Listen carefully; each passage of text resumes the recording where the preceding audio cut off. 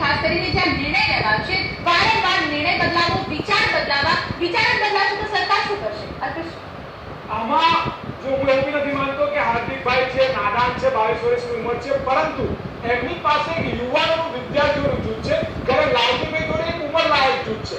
આ બે જૂથના વિચારોમાં ફેર છે. જે પણ વિદ્યાર્થીઓનું જૂથ છે એગ્રેસિવ હોય છે હંમેશા. આંદોલન કરી રહ્યા છે. આપણે ચર્ચા શરૂઆત કરી હતી કે ચર્ચાની અંદર કોઈ જાતિવાદ હોવો જ ના જોઈએ, તો એક જ જાતિવાદમાં બે જૂથ કેમ?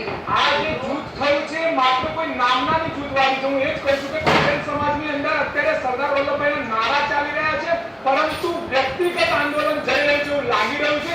કારણ કે એક બાજુ યુવાનો છે અને એક બાજુ વડીલો છે. વિચારોની દિશા બદલાય છે, એટલા માટે ગ્રુપનિઝમ ઉભું થયું એવું લાગે છે. એક બાજુ વડીલ બનેલા વિચારવાળા છે, સાથે નથી ચાલી રહ્યા, પરંતુ જ્યાં વાત આવે છે ન્યાયની વાત આવે છે, ન્યાય મેળવવા માટે સૌએ એક જ થવું પડશે. આમાં હું એક બીજું એટલું કહેવા માંગીશ કે આપણે જાણીએ છીએ કે જ્યારે આઝાદીનું આંદોલન ચાલ્યું તો મહાત્મા ગાંધીના વિચારો અને ભગતસિંહના વિચારો અલગ હતા, પણ એમનો મકસદ એક જ હતો, આઝાદી.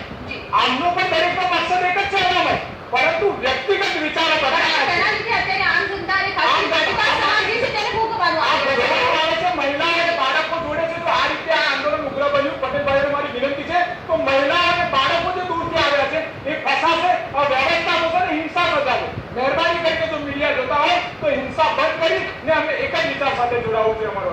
જી, એવું કહીશ